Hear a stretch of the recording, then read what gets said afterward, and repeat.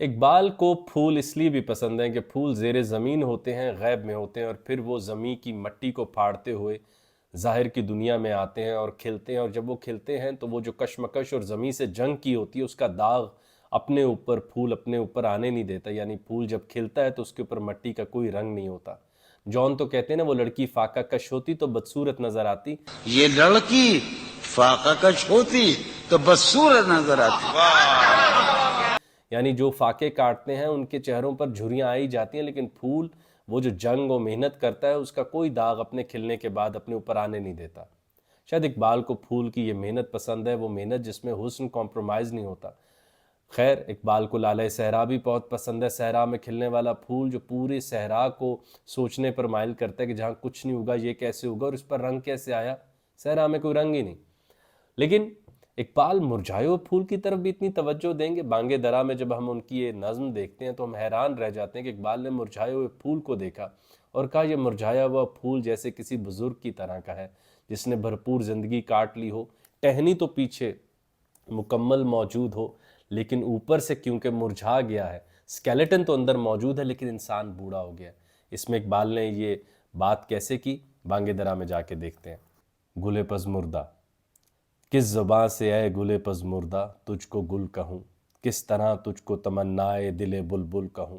ہم کسی بھی چیز کا پہلا تعارف اس کا نام رکھ کے کرتے ہیں۔ پھول جو کھلا ہوا ہو، خوبصورت ہو، اس کی پیٹلز مکمل ہوں، تو اقبال کہہ رہے ہیں کہ تیرا تو سب کچھ مرجھا گیا ہے، تیری تو پیٹلز اتر کے گر گئی ہیں، اب میں تجھے کیسے پکاروں کہ تو وہی پھول ہے جو کہ ہمیں پڑھایا جاتا ہے کہ اس کے یہ انگریڈینٹس پورے ہوں تو پھول کہہ لینا۔ اب میں تجھے کیسے کہوں، تجھ پر وہ بھار کیسے ڈالوں جو اس اسم پھول کا ہے جو تو اب اٹھا نہیں سکتا، تو اپنے بھار سے اب گرتا چلا جا رہا ہے۔ کس طرح تجھ کو تمنائے دل بلبل کہوں، بلبل نے تجھ کو دل ہی تیرے حسن کی وجہ سے دیا تھا، تیرا تو سارا حسن ڈل گیا، اب کس طرح بلبل کو مناؤں؟ بلبل کی نگاہ تو اب ایک اور تر و تازہ کھلے ہوئے پھول کی طرف جا رہی ہے، اس کو کیسے بتاؤں کہ تو وہی پھول ہے۔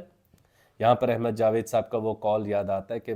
محبوب کو اپنے حسن سے کچھ لمبا ہونا چاہیے، کچھ بڑا ہونا چاہیے، تاکہ حسن ہٹ جانے کے بعد محبوب سے نگاہ نہ ہٹے۔ اگر محبوب اپنے حسن سے چھوٹا ہوگا تو جیسے ہی حسن گیا تو محبوب تو پہلے ہی چھوٹا تھا، نگاہ اس پر کہاں ٹکے گی۔ تھی کبھی موج صبا گہوارہ جنبا تیرا، نام تھا سہنے گلستہ میں گلے خنداں تیرا۔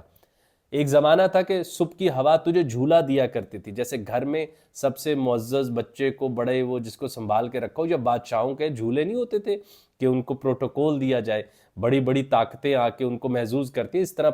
ہوا، صبح کی ہوا آ کے تجھے محظوظ کرتی تھی کہ تیرا دل لگا رہے چمن و باغ میں، وہ چلتی تھی تجھے تیرے ساتھ کھیلنے کو کہ تیرا دل اس باغ میں لگا رہے، اور تیرا گلستان میں نام ہی مسکرانے والا پھول رکھا گیا تھا، یعنی تیری وجہ سے ہی سارے باقی تو پھولوں کے کوئی نام اور شناخت ہی نہیں تھے، تو اتنا خوبصورت اور اتنا آنکھ کے اوپر آتا تھا کہ تیرا علیحدہ نام رکھا گیا تھا، تو وہ کھلکھلاتی ہوئی مسکراہٹ تھی جس کی وجہ سے پورے چمن و باغ کی طرف توجہ دی جاتی تھی۔ اور موج صبا، صبح کی ہوا یا ہوا کا ذمہ داری تھی کہ وہ صرف آئے اور تجھ کو محظوظ کر کے چلی جائے، وہ تیری حسن کی قیمت ادا کرے آ کے کہ تو اتنی خوبصورت انداز میں اس چمن و باغ میں موجود ہے، اور ہم سب اس بات کی قدر کرتے ہیں، اس لیے ہم تیرا خیال رکھ رہے ہیں، جیسے وہ کسی بہت اچھے بچے کو جھولا دیا جاتا ہے کہ اس کا دل لگا رہے، کیونکہ وہ پورے گھر کی رونق ہوتا ہے نا، تو ایسے وہ پھول اس چمن کی رونق تھا، تبھی تو اس کو باغ کہتے ہیں۔ تیرے احسان کا نسیم صبح کو اقرار تھا، باغ تیرے دم سے گویا طبلہ یا تار تھا۔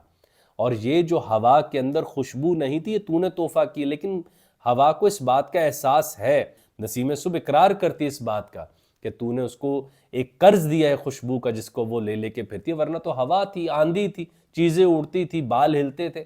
لیکن اب اس کے اندر تو نے خوشبو ایڈ کر دی ہے جس وجہ سے تیرا پیغام وہ لے کے جاتی ہے اور اس کو بھی کسی بڑے آدمی کا قاصد سمجھا جاتا ہے، ورنہ کیا آندھی ہے، ہوا ہے۔ اب لوگ یہ جان جاتے ہیں ارے یہ پھولوں کے پاس سے گزر کے آئی ہے ہوا، تو تیری وجہ سے اس کی بھی عزت بڑھی اور وہ اس احسان کی قدر کرتی ہے، وہ اس قرض کی خود کو مقروض سمجھتی ہے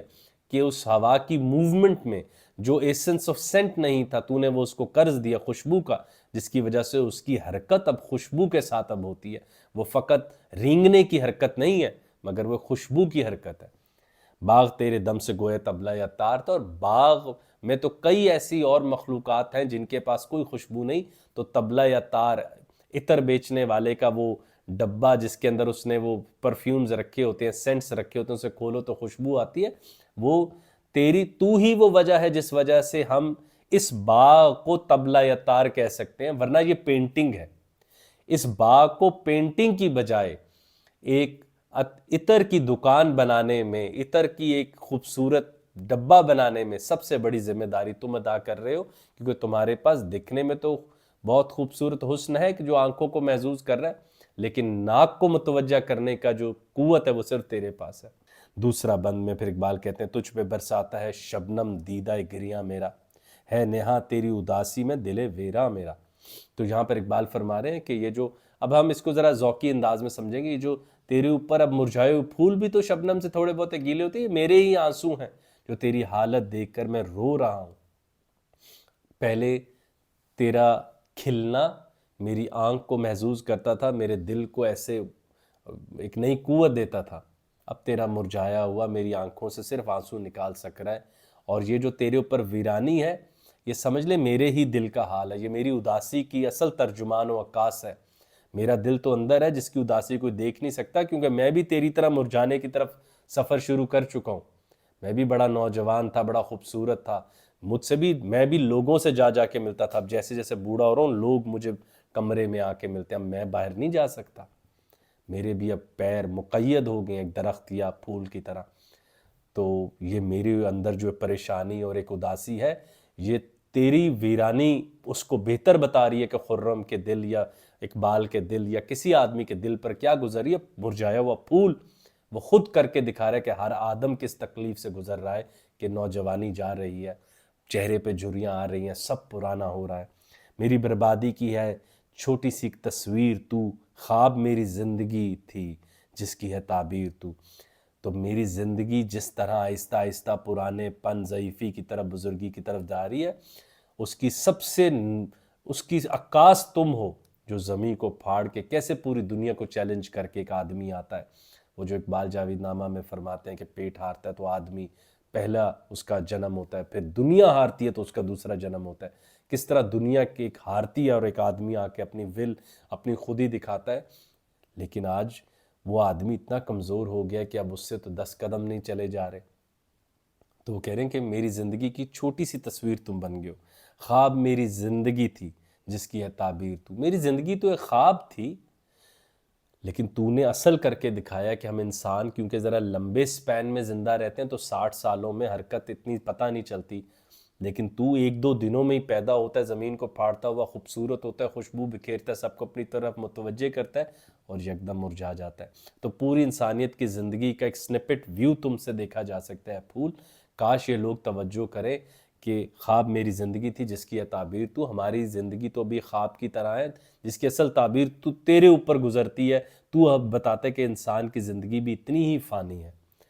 تو میری بربادی کی چھوٹی سی تصویر تو کے اوپر اب اور تفصیلاً گفتگو کر لیں کہ اقبال سمجھتے کہ انسان اپنے اصل سے، اپنے خدا، اپنے خالق و مالک اور اپنے اصل مقام ہیون، جنت سے نکل کے زمین پہ آ گئے۔ اس دوری کی وجہ سے ہم جتنے مرضی جوان کچھ عرصہ، کچھ دیر رہ لیں، مگر پھر آہستہ آہستہ ہم نے فانی ہے، ہم نے مرجھا جانا ہے، ہم نے پرانے بوڑھے ہو جانا ہے، یہ سب نے ڈھلنے لگ پڑنا ہے۔ تو یہ میری بربادی کی چھوٹی سی تصویر تو، یہ زندگی جس طرح مجھے ملی، میں دنیا کے باغ میں آیا، پوری دنیا نے مجھے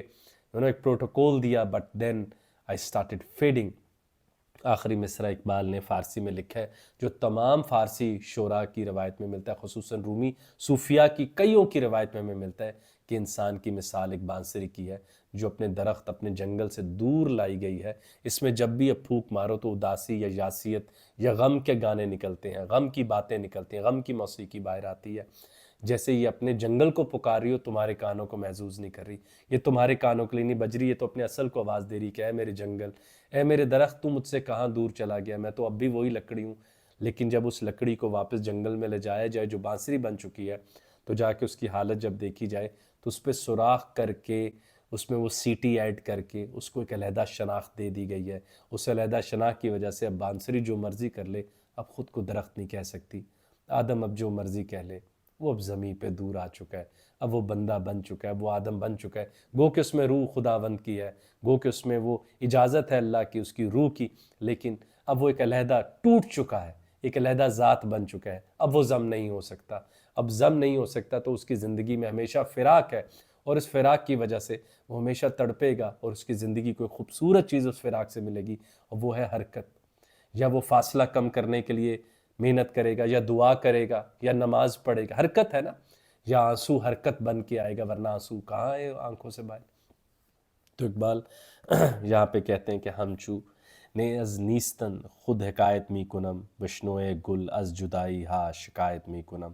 کہ اے پھول میں تو اپنا رونا رو رہا ہوں تجھے دیکھ کر، جس طرح تو مرجھا رہا ہے اس طرح ہی میں بھی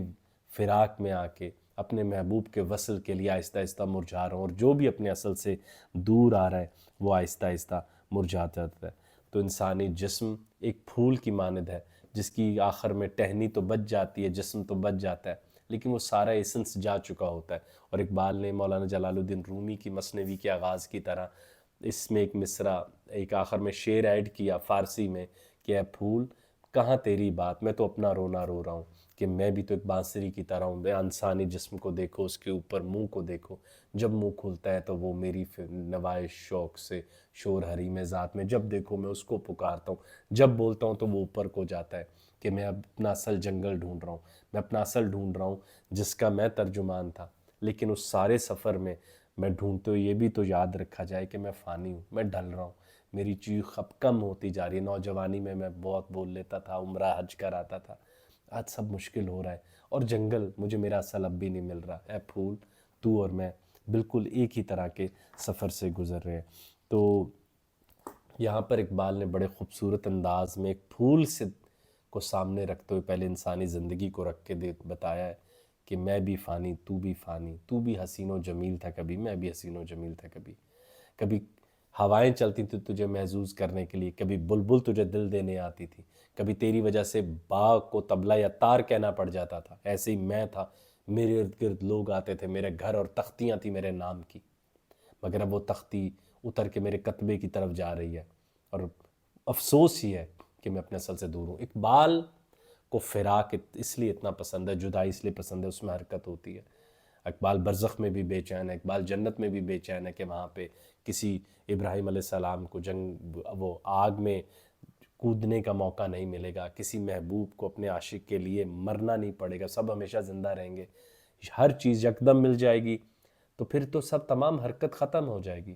وہ جو سیکرڈ ورک ہے، وہ جو ایک مقدس کام اور ہمت اور جرت اور عمل ہے، وہ ختم ہو جائے گا۔ فراق عمل آپ کے نصیب میں لاتا ہے، فراق آنکھ سے آنسو کو باہر نکال لیتا ہے، فراق میں یہ قوت ہے کہ وہ آپ کی ٹانگوں کو چلنا سکھا دیتا ہے، کہ محبوب کا گھر دور ہے، پیر میں آبلہ ہے تو کیا ہوا بھائی، محبوب بھی تو اتنا حسین ہے کہ کئی اور آبلے بھی برداشت کیے جا سکتے ہیں۔ لیکن مرجھائے ہوئے پھول کو دیکھ کر اقبال نے کہا ہے کہ اے پھول، تیری میری زندگی اب ایک ہی جیسی ہے، ہماری آخر میں بس جسم بچ جائیں گے، اور تیری پتیاں گر چکی ہیں اور میری پتیاں نہیں گر رہی، جلد وہ بھی گریں گی اور میں بھی بس پیچھے کا آدم کے طور پہ بچ جاؤں گا، اور پھر آواز دیتا رہوں گا اپنے خدا کو کہ شاید یہ فاصلہ میرا اور خدا کا، میرا اور میرے اصل کا کم ہو جائے۔